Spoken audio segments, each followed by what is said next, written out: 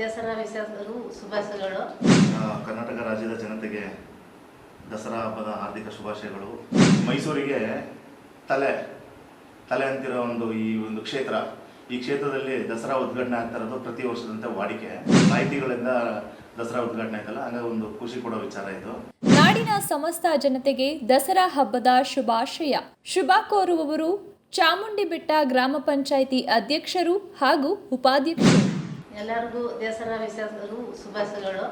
ಇವತ್ತೊಂದು ದಿವಸ ಎಲ್ಲ ಚೆನ್ನಾಗಿ ನಡೆದಿದೆ, ನಮಗೆ ಖುಷಿ ಆಯಿತು. ತಾಯಿ ಚಾಮುಂಡೇಶ್ವರಿ ಎಲ್ಲರಿಗೂ ಒಳ್ಳೆಯದಾಗಲಿ.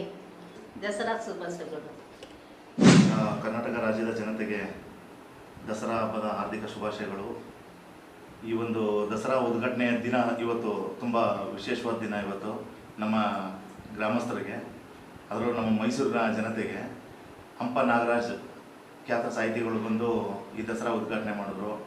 ಅದರಲ್ಲಿ ಮುಖ್ಯಮಂತ್ರಿಗಳು, ಉಪಮುಖ್ಯಮಂತ್ರಿಗಳು, ಇನ್ನೂ ಅನೇಕ ಸಚಿವರುಗಳು, ಶಾಸಕರುಗಳು, ವಿಧಾನ ಪರಿಷತ್ ಸದಸ್ಯರು ಸಾಕಷ್ಟು ಜನ ಬಂದಿದ್ದರು.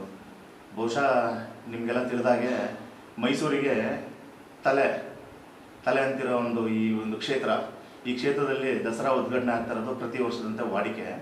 ಅದರಲ್ಲೂ ಈ ಸತಿ ತುಂಬ ಒಂದು ಖುಷಿ ಕೊಡುವಂಥ ವಿಚಾರ ನಮಗೆ ಎಲ್ಲರಿಗೂ. ಸಾಹಿತಿಗಳಿಂದ ದಸರಾ ಉದ್ಘಾಟನೆ ಆಯ್ತಲ್ಲ, ಹಂಗಾಗಿ ಒಂದು ಖುಷಿ ಕೊಡೋ ವಿಚಾರ ಇದು. ಹಾಗಾಗಿ ನಾನು ಹೇಳೋದೇನಂದರೆ, ಎಲ್ಲ ಮೈಸೂರಿನ ಜನತೆಗೆ ಹಾಗೂ ನಾಡ ಜನತೆಗೆ ದಸರಾ ಹಬ್ಬದ ಆರ್ಥಿಕ ಶುಭಾಶಯಗಳು. ತಾಯಿ ಚಾಮುಂಡೇಶ್ವರಿ ಎಲ್ರಿಗೂ ಒಳ್ಳೇದು ಮಾಡಲಿ.